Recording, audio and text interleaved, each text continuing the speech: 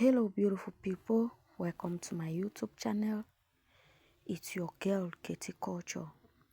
Today guys, I'll be bringing you an amazing video. I can still call it a documentary on the transatlantic slave trade in the 15th centuries. A treatment that nobody would like to go through. So guys, before we continue, please like, subscribe, share. Click on the notification bell so that you won't miss out in any of my videos. So guys, let's go.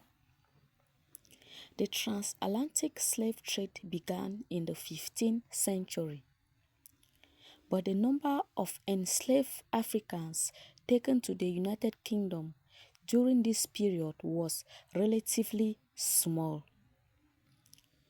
The trade grew significantly in the 17th century, with British merchants becoming major players in the Atlantic slave trade. Unfortunately, there isn't a specific record of the exact number of slaves taken to the United Kingdom in the 15th century. However, it's estimated that between 1 million and 1.25 million Europeans were captured and sold as slaves by Barbary pirates and Barbary slave traders from Tunis, Algiers, and Tripoli between the 16th to the 19th centuries. It's worth noting that the United Kingdom didn't have a large market for slaves, as the country's economy wasn't heavily reliant on slave labor. Instead, British merchants focused on transporting slaves to the Americas, particularly the Caribbean and North America. The beginning of the transatlantic slave trade began in the 15th century when Portuguese explorers started kidnapping Africans and bringing them back to Europe as slaves. The trade grew significantly in the 17th century, with British merchants becoming major players in the Atlantic slave trade. The triangular trade. The transatlantic slave trade was part of a larger triangular trade system. European ships would travel to Africa, where they would trade goods such as guns, clothes, and rum for enslaved Africans. The enslaved Africans could then be transporters of the Americans, where they could be sold to plantation owners. The ships could then return to Europe carrying goods such as sugar, tobacco, and cotton. The Middle Passage. The journey across the Atlantic as the Middle Passage was brutal and deadly. Enslaved Africans were packed tightly into cramped and unsanitary conditions with little food or water. Many died during the journey, and those who survived were often subjected to physical and emotional abuse. The impact of slave trade. The transatlantic slave trade had a profound impact on African societies, leading to the loss of millions of people, the disruption of communities, and the destruction of cultures. It also contributed to the growth and development of the Americas, particularly the United States, where slavery became a central institution. Slavery in the United Kingdom. Although the United Kingdom didn't have a large market for slaves, British merchants focused on transporting slaves to the Americas. However, some enslaved Africans were brought to the United Kingdom where they were used as domestic servants or laborers. The transatlantic slave trade was eventually abolished in the 19th century, with British passing the Slave Trade Act in 1807. However, slavery itself was not abolished in the United Kingdom until the Emancipation Act in 1833. Key statistics: 12 million Africans were forcibly transported across the Atlantic between the 15th and the 19th centuries. 3.4 million Africans were transported in British ships. 45,000 Africans died on the Atlantic crossing in the British ships. The transatlantic slave trade was a complex and brutal system that involved the forced capture, transportation, and sales of millions of Africans into slavery. Let me give you a detail about this transatlantic slave trade step by step.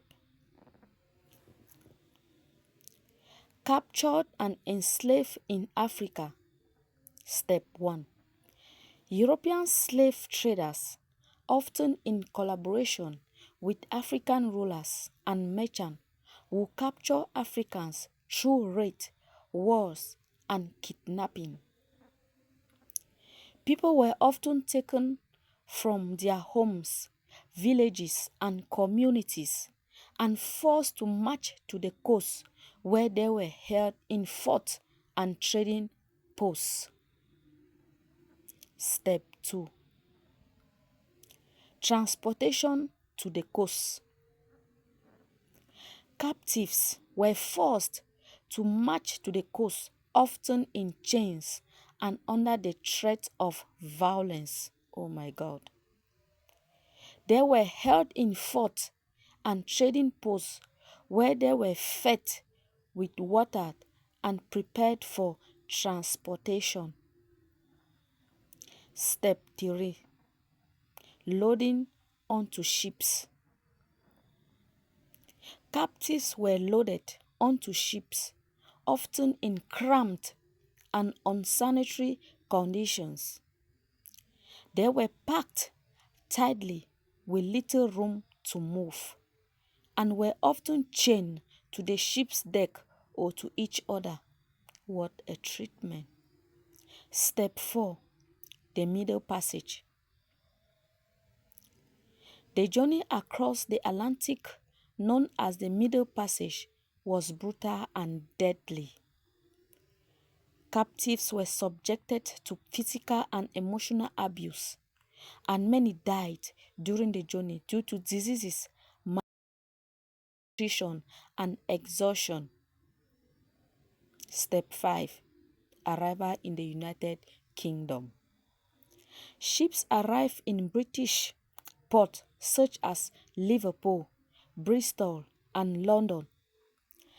Captives were sold to plantation owners, merchants, and traders who would transport them to the Americas. Step 6. Sales and distribution. Captives were sold as auctions, often in public spaces, and were distributed to various parts of the Americas. They were forced to work on plantations, in mines, and as domestic servants. Key players and locations. That was the various steps how slaves were transported, like how the process started. Yeah, the triangle. Key players and locations. European slave traders, companies like the Royal African Company and the Dutch West Indian Company played a major role in the transatlantic slave trade. African rulers and merchants. Some African African rulers and merchants collaborated with European slave traders, providing them with captives and facilitating the trade. British port. Liverpool, Bristol, and London were major hubs for the transatlantic slave trade. Plantation owners. Wealthy plantation owners in the Americas, such as those in the Caribbean and the southern United States, purchased and exploited enslaved Africans. Statistics and impact of this slavery and slave trade on Africans. Estimated 12 to 15 million Africans were forcibly transported across the Atlantic between the 15th and the 19th centuries. Millions died during the journey and many more died due to harsh conditions and treatment on the plantations. The transatlantic slave trade had a profound impact on African societies, leading to the loss of millions of people, the disruption of communities, and the destruction of cultures. During the transatlantic slave trade, enslaved Africans faced numerous difficulties and brutal conditions. Here are some. Let me outline them. Captured and enslavement. Violent captured. Enslaved Africans were often captured through violent raid on their villages, towns, and cities. Separation from families.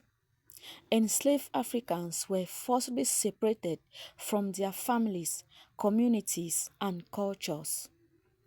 Loss of identity. Enslaved Africans were often given new names and their cultural identities were suppressed. Transportation to the coast. Forced marches.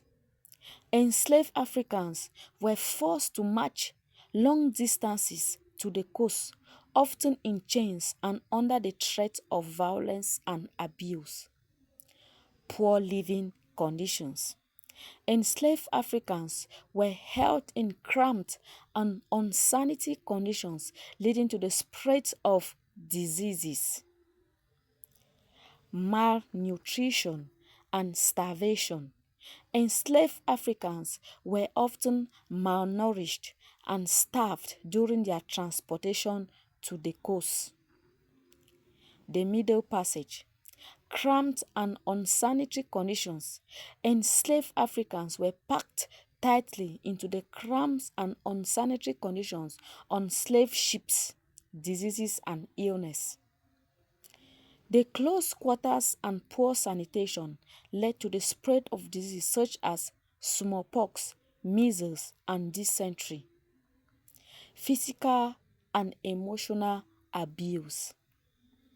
Enslaved Africans were subjected to physical and emotional abuse, including whipping, branding, and other forms of torture, death, and suicide. Many enslaved Africans died during the Middle Passage, while others took their own lives to escape the brutal condition. Arrival in the Americas. Auction and sale. Enslaved Africans were sold at auction, often to plantation owners who could use them for labor, forced labor. Enslaved Africans were forced to work long hours in harsh conditions and often under the threat of violence. Physical and emotional abuse. Enslaved Africans continue to face physical and emotional abuse, including whipping, branding, and other forms of torture. Loss of cultural identity. Enslaved Africans were forced to adopt European customs, language, and cultures, leading to the erasure of their African identities. Resistance and rebellions. Active resistances. Enslaved Africans resisted their enslavement through active means such as revolt, uprising, and escape. passive resistance. Enslaved Africans also resisted their enslavement through passive means such as sabotage, theft, and friend illness. Cultural preservation. Enslaved Africans preserved their cultural identities through music, art, and other forms of expression.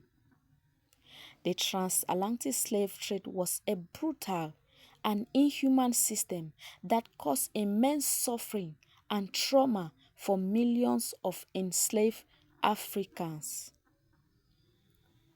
Let's talk about the abolition of the transatlantic slave trade. The abolition of the transatlantic slave trade was a gradual process that involved the effort of various individuals, groups, and government over several centuries. Here are some milestones that led to the abolition of slave trade. But before I go into the abolition of slave trade, that was inhuman practice. That was something nobody will want to go through. The present day by the Africans. So guys, before we continue, please like, subscribe and share. Click on the notification bell so that you won't miss out in any of my videos. If you found this video interesting, please drop a comment in the comment section. Thanks for watching. So guys, let's dive into the abolition process. Early resistance and rebellion. Enslaved Africans resisted their captivity from the outset, with many revolting, escaping, or committing suicide to avoid being taken across the Atlantic because the journey was deadly. Black abolitionists. In the 18th century, black abolitionists like Oluwada Ekwano, Otoba Kogano, and Phyllis Whitley used their writing skills to promote the abolition agenda and expose the horror of slave trade. British abolitionist movement. The British abolitionist movement gained momentum in the late 18th century with figures like William Wilberforce and Thomas Clarkson advocating for the end of the slave trade. Abolition of Slave Trade Act 1807. After years of campaigning, the British Parliament finally passed the Abolition of Slave Trade Act, which prohibited the carrying of slaves in British ships. Emancipation Act 1833. The Emancipation Act abolished slavery throughout the British Empire, effective August 1st, 1834. International cooperation. The abolition of the slave trade was also facilitated by international cooperation, including treaties and agreements between European powers and United States. The abolition of transatlantic slave trade was a complex and multifaceted process that involved the effect of many individuals and groups over the several centuries. The first slave to be set free was Nance Liggins Cosley, an African-American woman who was manumitted, freed by Attorney Abraham Lincoln in 1841, 20 years before the start of the American Civil War. Moreover, James Somerset was also the first slave to be set free. Let me tell you a little about Nance. Nance was born into slavery in 1813 in Kaskaskia, Illinois, and was owned by Colonel Thomas Cox. She was later sold to Nathan Cromwell, from whom she eventually gained her freedom with Lincoln's help. Nance's journey to freedom was a long and challenging one.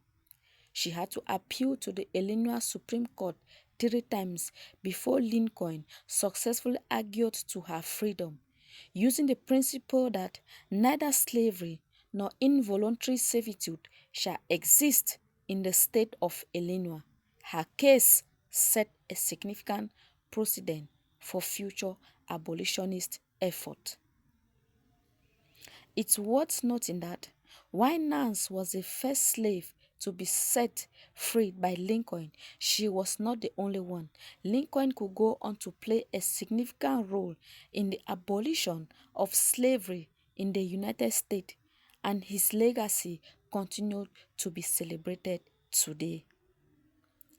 Let me tell you a little about the freed slave James Somerset. James Somerset was a pivotal figure in the fight against slavery in England. Born around 1741 in West Africa, he was captured and sold to European slave traders at the age of 8. Somerset was eventually taken to England by his owner Charles Stewart, a Boston customs collector, in 1769. During his time in England, Somerset was baptized as a Christian and attempted to escape from his owner.